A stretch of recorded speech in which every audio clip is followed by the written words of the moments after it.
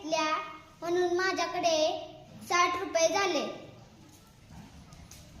मी 20ची एक नोट घेतली आणि 10च्या 3 नोटा घेतल्या आणि